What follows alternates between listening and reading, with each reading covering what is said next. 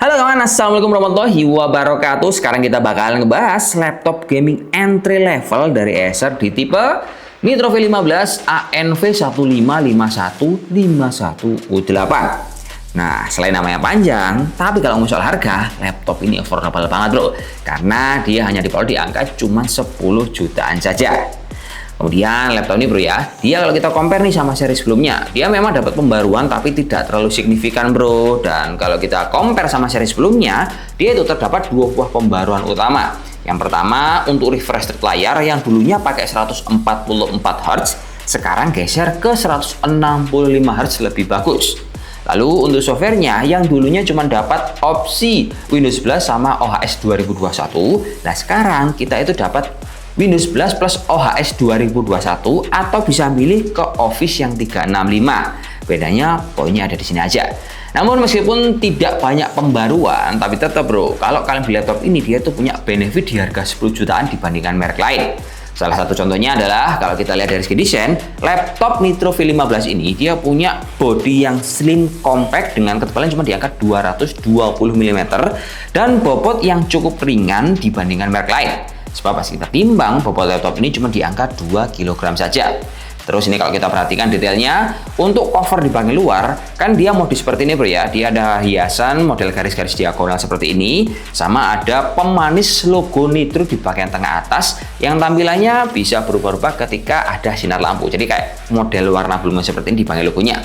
Lalu untuk hardware-nya, di bagian layar laptop ini juga cakep. Dia pakai panel IPS, resolusi Full HD di angka 1920x1080, refresh rate-nya di angka 165 Hz. Terus akurasinya ini memang belum sempurna sekali. sRGB-nya di angka 66%, NTSC di angka 47%, Adobe RGB di angka 50%, sama P3-nya di angka 49%. Lalu semisal kita pakai laptop ini bro ya untuk kebutuhan produktif, semisal meeting online pakai Google Meet atau Zoom, nah kameranya lumayan jernih bro, karena dia dikasih hardware yang resolusinya 720p. Cuman minusnya kamera di Acer Nitro ini bro, dia tidak punya privacy shutter visit. Tapi overall gambarnya cukup jernih seperti ini. Next, kita akan geser lagi ke bagian pengalaman pemakaian keyboard. Kalau menurut saya keyboardnya ini nyaman dipakai bro. Dia pakai layout full size, empuk, kemudian backlinknya juga ada warna putih, serta dia juga di dalam sini punya kelengkapan tombol pintasan yang include di dalam sini. Seperti ada tombol Acer RetroSense, yang dimana tombol ini merupakan software bawaan dari Acer yang berfungsi untuk meningkatkan performance dan juga custom setting yang lain. Contohnya pas kita pakai laptop ini untuk kebutuhan bermain game bro ya, umumnya kan dia itu panasnya akan meningkat. Nah supaya tidak panas meningkat, kita bisa setting bro untuk perputaran fan-nya secara manual atau otomatis di dalam settingan Acer RetroSense seperti ini. Lanjut, laptop ini pas kita pakai juga untuk kebutuhan yang lain, dia itu untuk colokan outputnya cukup lengkap, terbagi di sisi kiri kanan. Namun yang perlu kita notice adalah dia itu punya colokan Thunderbolt 4, yang dimana colokan ini bro, wah sangat bermanfaat nih bro.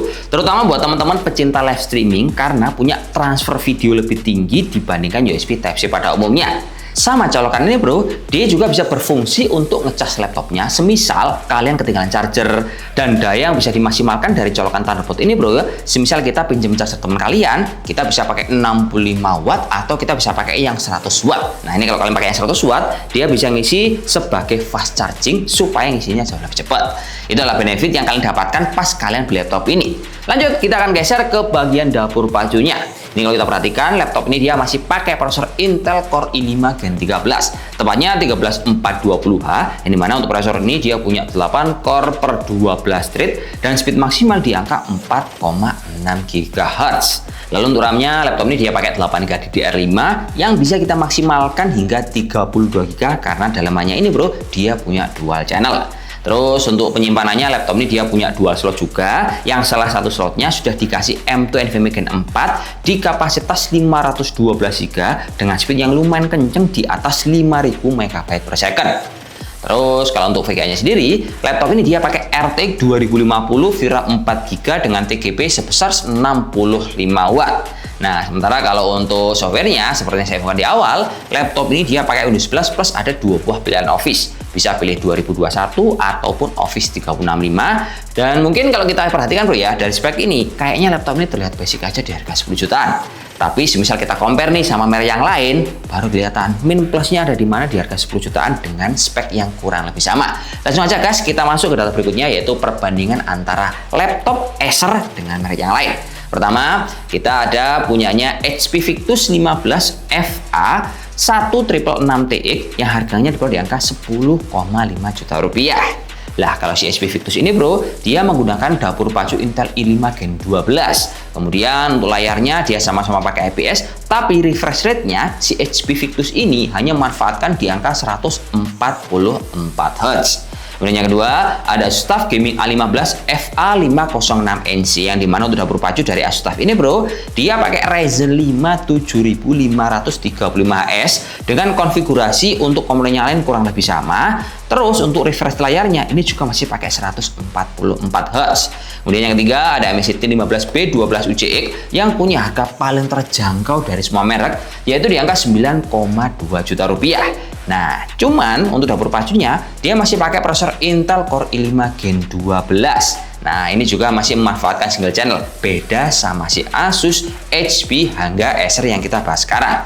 Terus yang terakhir, ini ada Lenovo LOG 15i AX91 HID yang dimana dia ini punya prosesor paling powerful bro, karena dia pakai i5 Gen 12 tapi pakai yang HX yaitu 12450HX. Konfigurasi layar ini paling cakep bro dibandingkan semua merek, yaitu pakai 100% sRGB, cuma refresh rate-nya dia cuma pakai 144 Hz dan harga yang cukup terjangkau di angka 10,8 juta rupiah. Jadinya dari setiap merek punya konfigurasi yang beda-beda dan punya kekurangan serta kelebihan. Tapi kalau kita ngomong soal performa di laptop yang kita bahas, nah ini cukup lumayan bro. Dan nantinya dari hasil yang udah kita simpulkan, untuk Acer Nitro V15 ini RAM-nya udah kita jadikan 16GB, supaya kalau kalian mau beli, wah ini di harga 10 jutaan pakai RAM 16 ini udah paling pakem lah bro dibandingkan merek-merek yang lain.